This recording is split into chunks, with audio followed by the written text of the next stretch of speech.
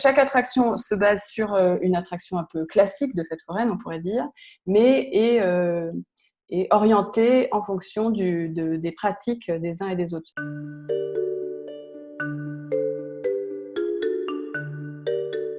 Bonjour, nous sommes avec Julie Desprairies.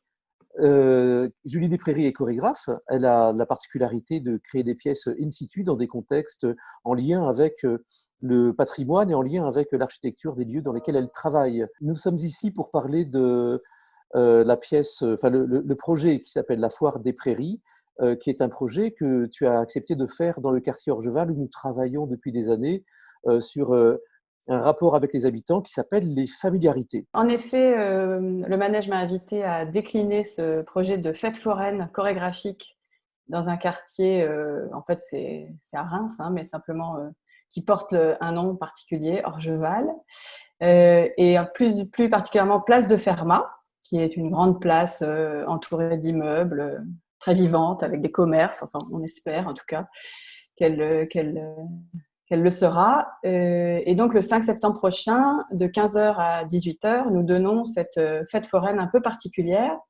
puisque pendant plusieurs mois, nous avons travaillé avec des habitants. Nous avons construit donc une quinzaine d'attractions qui mettra en jeu à la fois leur savoir-faire et les corps des participants, puisque les visiteurs sont invités à agir comme dans une fête foraine. Chaque attraction se base sur une attraction un peu classique de fête foraine, on pourrait dire, mais est orientée en fonction des pratiques des uns et des autres. Julie, peut-être que pour allécher un peu les gens qui seraient tentés de venir à Orgeval début septembre, c'est le 5 septembre, en effet, comme tu le disais, à partir de 15h, est-ce que tu peux nous parler d'une ou deux attractions un peu loufoques, comme tu sais les faire?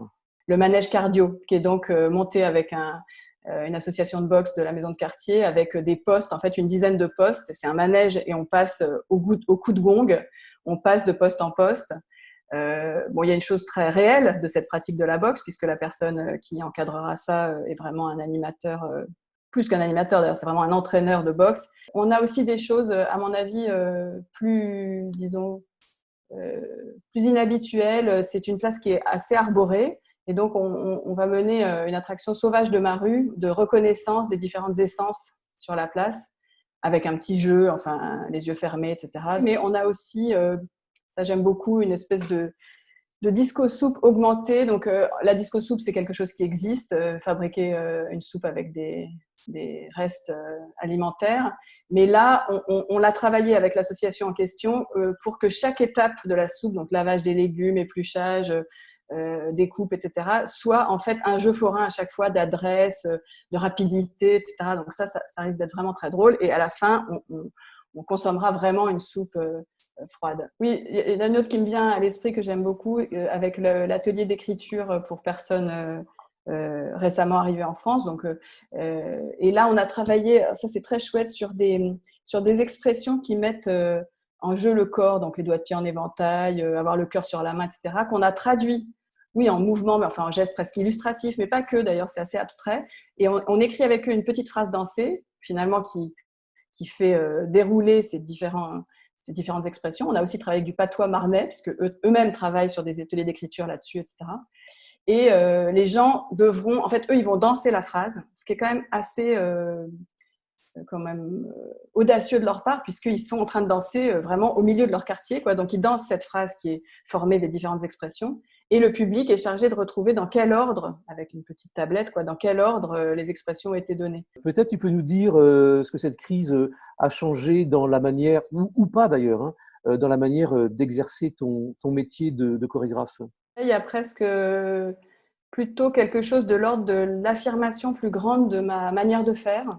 Donc, je travaille beaucoup sur des relations intersubjectives et au final, ça va concerner, là en l'occurrence, plus d'une centaine de personnes, mais disons que pour moi, c'est très important que sur le temps long, s'instaure une relation interpersonnelle entre les artistes de la compagnie et non pas des tonnes d'associations, mais cette association-là et ces personnes de cette association, et que finalement, on crée une relation d'amitié. Enfin, bon. Et ça, j'avais toujours tendance un peu à m'excuser de ça, de travailler aussi de manière ultra locale, très, très comment dirais-je, sur des projets qui ne peuvent pas tourner. Enfin, voilà.